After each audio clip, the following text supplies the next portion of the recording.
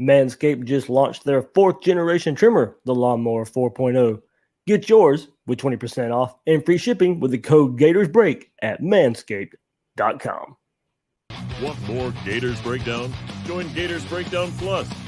Starting at $3 a month, get access to unique episodes, plus a blog, chat room, giveaways, shout-outs, and more. Gators Breakdown Plus is furthering the interaction with fans and listeners like you. Head to GatorsBreakdown.supportingcast.fm to join Gators Breakdown Plus today.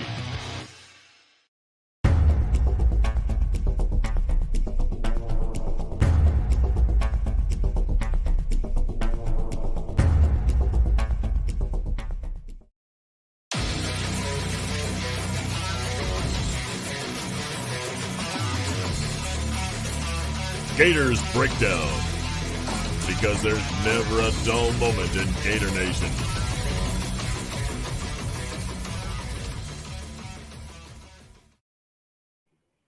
The Gators Breakdown podcast is ready to go. I'm your host, David Waters, and you can find me on Twitter at GatorDave_SEC. Last scrimmage of 2021 fall camp. It's happened. Last time, or the next time the team will get together in pads, in the swamp, it'll be game 1. It'll be game 1 versus FAU, not this Saturday, but next Saturday. Look, we only one more Saturday left without Gators football. So there we go. I'm not much of a countdown guy, but when you get this close, you can't help but look ahead and figure, and pinpoint and look on the calendar when that game is. And we're not far. Only one more Saturday without Gator football for the next 4 months or so. So, all right, plenty to get into with this final scrimmage of 2021 fall camp. Mullen said we'll hear from Dan Mullen. He spoke to the media on Monday, the day after the scrimmage. So, get to pick his brain a little bit of what he's seen all throughout fall camp after the last scrimmage. Heading into this week of, he said they're this week they'll be working on the special parts of the team: third down offense, third down defense, special teams, red zone offense, all that good stuff. That's what they'll be working on this coming up week to fine tune everything before they get into game prep week next week versus FAU. So a lot to get into. I'll give you my scrimmage news and notes. I had luckily again. Fell into my lap. Sometimes it's just the way it plays out. I don't believe in luck all too much, but right place, right time, I guess. Luckily, had someone at the scrimmage, able to send some basic, not too detailed. There, we'll get into all that, all the news and notes coming out of there. Don't want to get too specific there. But it's as specific as it was sent to me. So that's how I'll put it here for these news and notes coming out of the final scrimmage. Hit that like button, hit that subscribe button if you're checking us out here on Gators Breakdown YouTube channel, whether it be live, whether it be the replay. Like button, subscribe button. It really, really helps us out here. Subscribe on your favorite podcast platform if you haven't done so yet. Let's get into the news and notes. First of all, not a lot of starters they either sat out or they didn't play at all. No or hardly any Trey Dean, Travis Johnson, Valentino, Newkirk up front, Cox up front, Miller, Carter, Moon, all those guys, either didn't play or played very little. Elam back there as well. Copeland on the offense. I mean, pretty much if you have a spot in the starting rotation, you didn't play or barely played at all. So I'm going to give you the rundown of the notes as they were just sent to me as the scrimmage was going on. First couple drives, each side, the first team offense and first team or second team offense, 3 and outs. But then Emory has them moving on the second series. Naquan Wright was looking good. Almost scored from the 20 down to the 3. And then he scores on a toss sweep for 6. So Naquan Wright with an appearance early on in the second scrimmage. So then AR-15 with a big scramble for 35 yards. AR with a back shoulder throw to Baby Hendo, Xavier Henderson. And then a little wheel route to a running back. Some kind of I've heard Lingard, I've heard Pierce. Both were active in the passing game for the offense early on. So the wheel route went to one of those guys. So we'll see there. And then later on, Jamarcus Weston loses his footing. Marshall gets an interception. Emory was the quarterback there. Post route on a 50-50 ball. So, of course, without the eyes there, our eyes, my eyes, to be able to look at it, Weston loses his footing. Marshall gets the interception. So I heard some physical plays from Marshall. What I heard about the second scrimmage and him and what he was bringing to the table. He just seems to be around the ball. The first couple scrimmages, he's been able to get his hands on the ball, whether it be picking it off, whether it be deflecting it. Marshall is around the ball a good bit. Okay, here we go. AR-15 with another nice drive. Killed him with a great RPO touchdown run. And then it was explained to me there, for sure some of the defensive line starters didn't play, but Chris Bogle out there looking good. And then Emory, few decent drives. One just ended in a field goal right before their halftime of the scrimmage. And then coming out of that, AR-15 with a nice touchdown to Pouncey. AR Mullen. Anthony Richardson had a really good scrimmage here.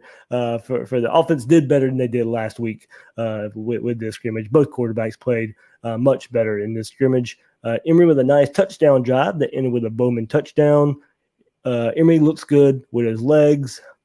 Just a little while longer. Bowman rips off 45-yard touchdown run. If you're on Twitter, if you're on social media, you've probably seen that run a good bit. And then somewhere along the way, Nick Elksnis, the tight end there, shovel pass. The shovel pass we have missed so much and that we saw so much back with Tim Tebow, Aaron Hernandez, and the tight end shovel pass. Elksnis was on the receiving end of one of those in the scrimmage. So, luckily, you get to see hopefully that play back again for the Gators. And then he says defense had a good night. Better night for the offense than last week. Offense was making some plays. So defense probably, if you want to quote-unquote determine a winner for that, defense probably still a little bit ahead. Offense did some much better things along the way. You heard in the summary there, that's kind of a play-by-play, just a little bit. Not really play-by-play. It was just, some updates that were coming my way every few minutes or so. So in discussing with that same person, who was able to see it, said AR just seems to move the offense better. I mean, like I said, this is coming from, we don't get to look at it. Not a lot of notes coming out there, but it just seemed from the eyes that I had there, AR moving the offense a bit better overall. And as I said before, and going back to last week's scrimmage, we don't know the circumstances. 1-on-1s, 2 versus 2. They mixed it up as I also mentioned just a few minutes ago with this scrimmage. A lot of the starters were out. So you see how that can play a part. And without us being there to see ourselves, when we get notes like this, you kind of just take them how you want them. I can't tell you how to take them. Can't tell you how to think without seeing it myself first. But of course, if the info is out there, we definitely share it. You can trust the info. But make of it what you will. Take it how you will, and don't take it too far. Either way, that's the best way I can probably put it right now. And then Shannon Snell, I was on Twitter Spaces Monday morning, and just kind of hosting a chat there on Twitter. And Shannon Snell, former Gator offensive lineman, jumped in as well. Second time he's did that, so big thanks to him for hopping on the Twitter Spaces. He did say the interior of the offensive line played well, but of course, up front defense, they were missing some pieces. But the interior offensive line did well, opened some running lanes for the running backs, as you mentioned. We'll hear from Dan Mullen. I asked him about Naquan Wright after hearing that he had a good start to the scrimmage. We'll get more into that a little bit as well. Was also told Jordan Pouncey is a wide receiver that keeps finding himself open a good bit this fall camp. Needs to be more consistent catching the ball. 2 running back sets are being used, mostly with Pierce being one of those 2 backs. Clearly, I know we see the highlights out there. This is also coming from the source I have who was able to be at the scrimmage. Bowman is different. Bowman is a different playmaker out there. You can just see it. He looks different than all the other running backs Florida has. Most of it's because he's the best playmaker at the position. And it's not even close in that regard. But he still has to come around the other parts of the game. I heard the coaching staff talk about that last week. But as far as playmaking ability goes, Bowman's up there. And talking playmakers one more time, Jason Marshall, the better playmaker of fighting for that second cornerback spot there with Avery Helm mostly. I think it's a good battle going on between those guys, but it does seem Marshall maybe around the ball just a little bit more, maybe has the higher upside. You can see the playmaking ability from the people that are there. He's very getting noticed as far as being around the ball, making plays on the ball, and inserting himself really well into that secondary. We'll get to hear more from Dan Mullen about that secondary as well coming up here. He spoke to the media.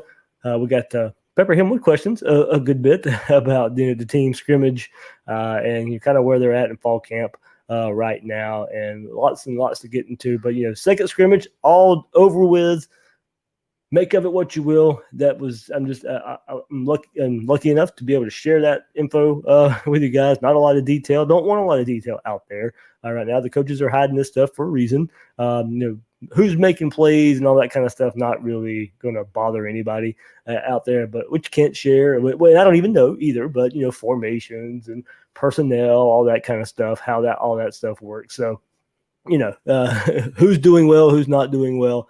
Not really going to hurt anybody out there as far as some scrimmage news and notes goes. So, all right, before we get to Dan Mullen and what he had to say the day after the team's final scrimmage, support for Gators Breakdown is brought to you by Manscaped, the men's below-the-waist grooming champions of the world. Manscaped offers precision-engineered tools for your family jewels. Manscaped just launched their fourth-generation trimmer, the Lawnmower 4.0. You heard that right, the Lawnmower 4.0. Join over 2 million men worldwide who trust Manscaped with this exclusive offer, 20% off and free shipping with the code GatorsBreak at manscaped.com. Sleek, well-designed, optimized trimmer makes shaving time an easy time. Have the Lawnmower 4.0 in your bathroom. You got to have it smoother, faster, better. This fourth-generation trimmer features a cutting-edge ceramic blade to reduce skin grooming accidents thanks to their advanced skin-safe technology. No worries shaving below the waist. Multi-function on-off switch, the LED spotlight, wireless charging, and let's be honest, if you're shaving your face with the same body trimmer, you're doing it wrong. You're doing it wrong. Have the Manscaped 4.0. Get it in your bathroom. If you're using one for your face as well, you're doing it wrong. That's not the way you do it.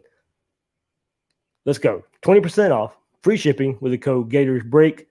20% off, free shipping at manscaped.com using code GatorsBreak. Unlock your confidence with the new Lawnmower 4.0 from Manscaped. All right, let's get into what Dan Mullen had to say. He was asked about Anthony Richardson and his progress. And like as I said, if the notes that I gave you there from the second scrimmage, it seemed like AR had a really, really good night. Probably got out there a little bit. So Dan Mullen was asked about AR's performance. Yeah, I think he looked great. I think he's prepared himself to be the starter, and which is what you want, So, he's going to be ready to get on the field and, in just about any situation that it is. Now, it's our job to kind of put him in the different situations, so that he has that experience in every different possible scenario for when he is on the field.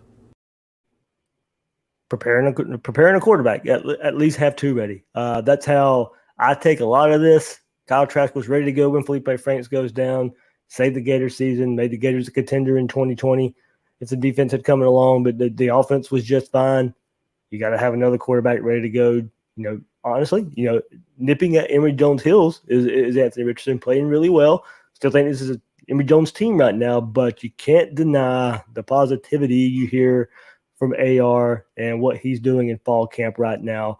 Quarterback controversy? No, not right now. I still don't see that right now, but he is pushing. He's doing really well.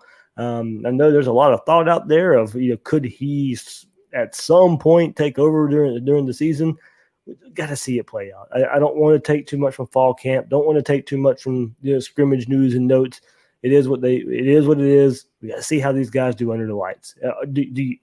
Is it welcome news that you're hearing good stuff about Anthony Richardson? Absolutely. But without being there, without seeing these quarterbacks and the situations that they're put in, I'm pretty sure not.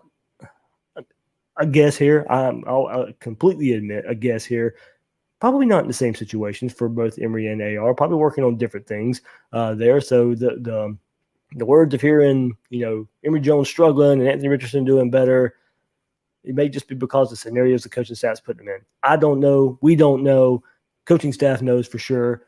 So I'm sure if a move would need to be made, it will be made. But for right now, I still have full confidence in Emory Jones, him being the quarterback, but also full confidence in that Anthony Richardson will be ready to take over if need be. So, guys, if you've listened to Gators Breakdown, especially the last couple of years, especially last year in the run game and the struggles there, and how I looked at it was the explosiveness. No explosiveness in the run game. I had to ask Dan Mullen about that because, look, we all saw it. We all saw the Marcus Bowman run on social media and the big pop and the big explosion you get from him. This is 2 weeks in a row. We've seen a run from him go the distance, be a home run threat in the backfield. That's what DeMarcus Bowman brings to the table. Florida's got to find a way for, I think, to get that. But with a more run approach on offense, that opens the door just in general for more explosive plays. So I asked Dan Mullen about that and Naquan Wright, how he's coming along this fall as well. Last year, we did a pretty good job with the run game, being efficient. But I think the O-line, was pretty good. The O-line's been doing pretty well, to be honest with you. The ones really solid. A lot of ones didn't get many reps last night. A lot of just seeing who's ready and who's prepared to play, and a lot of those guys have played. And I think when you look at the experience with the offensive line and experience at running back, you have an opportunity for more explosive plays out of that position, and you've seen it. Naquan's done a great job. Naquan's a really intelligent guy, understands the offense, understands the system, is a really good receiver out of the backfield as well. I think being an intelligent guy, understanding the game a lot, he puts himself in very good positions out there on the field, and understanding the blocking scheme, the protection, or route running. I think he does a great job with that. So, those guys all understand we have some good solid depth at that position, and I think they've embraced that with the special teams, which is so critical. That's what the meeting's going to be about today. Is so much about special teams and guys' roles on special teams. And if you're not on special teams, I don't know how you're going to get on the bus, to dress. Big news, big words there from Dan Mullen about, hey, you better be good in special teams. As deep as this running back room is, if you want to be on the field, you better be doing your job in special teams as well. So DeMarcus Bowman, I think, is going to get that chance of being kick returner, punt returner in some form or fashion. I think we'll see him out there. But I think this is more for other guys, to separate themselves as well. The top three are pretty safe. Pierce, Davis, Wright. What can Lingard do? What can Bowman do? That's still the biggest questions. I think, we all see these big runs on social media from Bowman, and think the staff has to find a way to get the ball in his hands. Lingard has been, you go back to spring, probably some said the best running back overall out of spring, with Bowman going down and not taking part after the first week of spring, that Lorenzo Lingard may have had the best spring out of all the running backs. But then you got the experience of a Damian Pierce and a Malik Davis, and now a Naquan Wright, who, as I said, Wright started off really well. Lingard played really well too. I was told Damian Pierce, those little swing passes out of the backfield, really, really hard to stop. Quote was told, and this is not going to be just a Florida problem right now. It's going to be another team's problem going down the road. Cornerbacks do not want to tackle Damian Pierce. Get the ball on the outside where he's got a DB one-on-one with him, and it may not end up pretty for that defensive back, that cornerback trying to make a tackle on Damian Pierce there. So we saw that versus Georgia last year too. I think a little swing pass, he breaks the tackle, and he's off to the races there. So, but going back, that was just a lot of the passing game and going there for Pierce. But now, going back to my main point and the explosion that we need to see from the running back position, we see that from DeMarcus Bowman in these highlights, and that's why he's garnering the attention of maybe trying to be that guy. But I think at the beginning of the season, you might have that ability to do that if he can't come along in the playbook before that tendency gets out there, before teams are picking up on what kind of plays they're running with Bowman out there. If he does struggle pass blocking, maybe you can get away with that toward the beginning of the year before teams pick up on it. But as the season goes along, he's going to have to progress there for the offense not to be telegraphed. But some people are, I know some of you out there is like, well, I don't care if it's telegraphed. If he's that good, he's going to break plays. He's going to make plays anyway. And that can be true to a point. But you know how the staff is. They are going to reward being able to do everything, pass blocking, knowing what to do just within the offense, helping out everybody else, running the right routes, everything that comes outside of just being able to get the ball and run. The staff's going to reward that, and that's why Pierce and Davis and Wright are going to be on the field a whole lot. But whoever it is, and teaming up with this offensive line, you've got to have more explosive runs. Dan Mullen says he's seeing that. And look, I think you're going to see it just because you're going to be running the ball more anyway. But I do think with this focus in this run approach offense that you should see it a bit more. I think some of these backs have the capability to do that. Maybe not on a consistent basis. I think that's where you might get that from maybe right to a point. I still think he probably misses that top end speed. Malik Davis, maybe if he can get back to the 2017 Malik Davis, but you're still thinking, I think, looking at Lingard and Bowman for more of your explosive runs. You go back to these running backs last year, only 5 carries over 20 yards. And most of that was Malik Davis. I think he had 3, Pierce had 1, Wright had 1. I think that's how it broke out. 5 runs over 20 yards. The Gators have got to be more explosive, especially in this offense now. So I think just because of giving more numbers, more chances, they'll top that easily. But also, purely, you've just got to do it just to make the offense better. I think the offensive line taking another step and being more comfortable in this offense, running backs will benefit. You'll see some bigger runs from this Gator offense. But that's one thing I think you have to look for when this season's over with is how much better Florida got in explosive runs from the running back position. All right, let's switch it to the other side of the ball now. And 2 coaches we haven't heard from yet this fall. I'm sure that's coming up soon. But Dan Mullen was asked about the secondary being coached by Wesley McGriff and Jules Montanar. Together and making sure everybody's on the same page, there's when you look at it, you have the 2 safety positions, 2 corner positions, and a star position, and it's when you look at all of those things, it's making sure every one of those guys communicate and everyone's on the same page. I think they've done a great job of doing that, of helping the young guys develop and getting themselves prepared, and the mindset and the leadership and just the attitude and the demeanor within the room. I think they've done a great job improving that and, of getting the secondary to work as one whole unit instead of as somewhat independent contractors. There's that phrase again, independent contractors. Dan Mullen brought it up at SEC Media Days. And he was talking about the defense just in general there, but now talking about just the secondary. And, all right, well, a lot of those independent contractors that he brought up at SEC Media Days, sounds like some of them were in that secondary there. So, it was incumbent. It was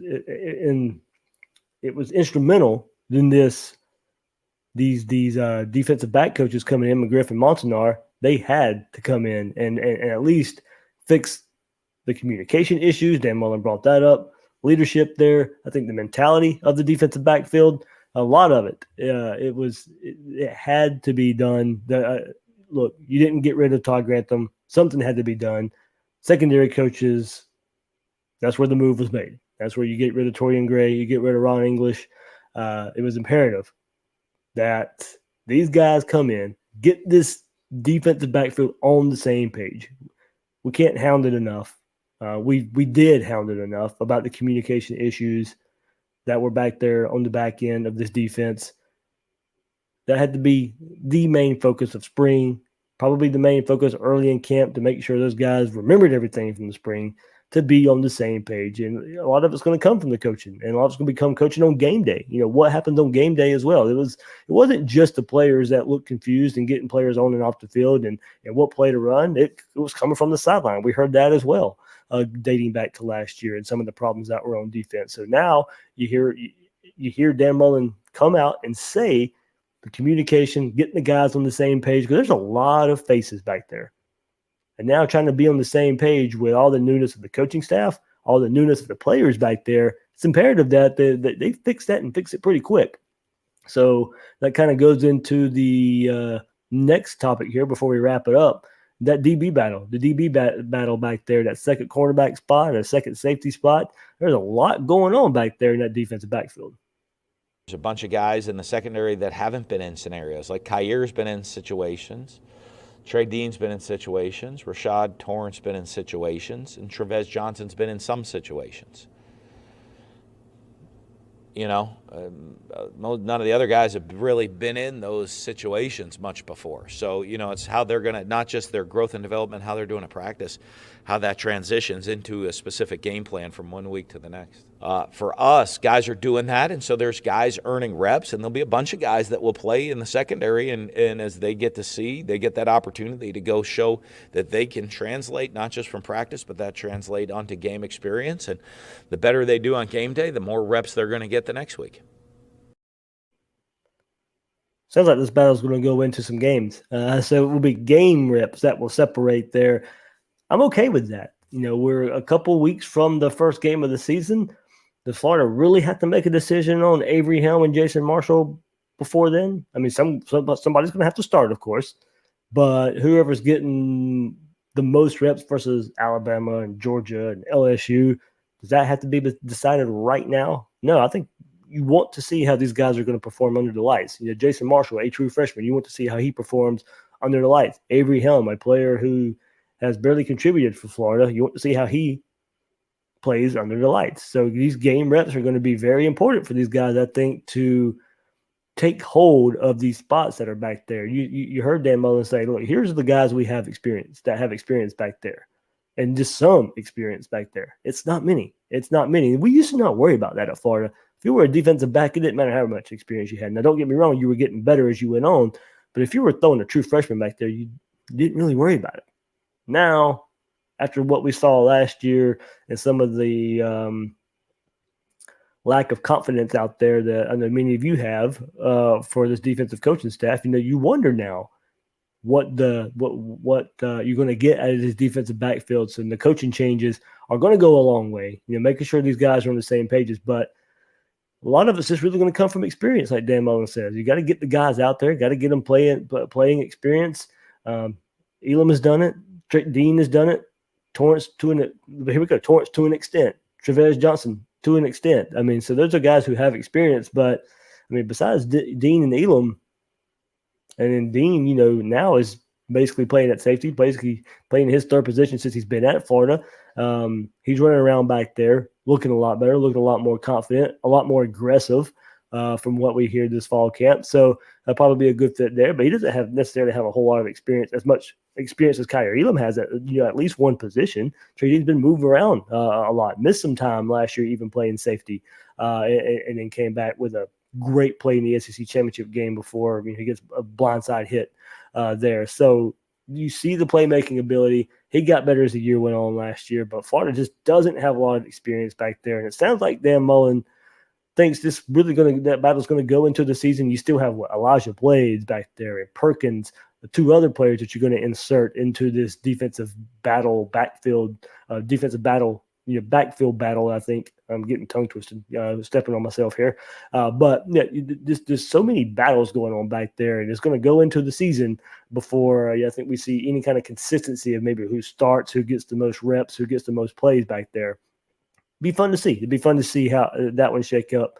At least there's a lot of competition back there. I mean, Kamara Will-Coxton's another player. Mordecai McDaniel's another player. Florida's got a lot of faces, a lot of names. Got to see how it all shakes out. DeJuan Black playing a little bit of safety as well as another player that will try to battle his way into the rotation. I mean, there's just a lot of names. Got to figure it all out. It sounds like it's going to go into the season before Florida, really just sits there and May see a different starter every week. we don't know. You'd like to see somebody grab the bull by the horns and take the spot, but that's where it stands right now. Sounds like some of the battles will be going on into the season. So, all right, that would do it for this episode of Gators Breakdown. We'll have Ben Troop on this week to talk about his new book releasing and coming out. You'll be able to get the details of how to get that. But missed him last week, but Ben Troop will be on Gators Breakdown this week. So, guys and girls out there, thanks for listening to this episode of Gators Breakdown. I'm your host, David Waters, and we'll check you out later on this week.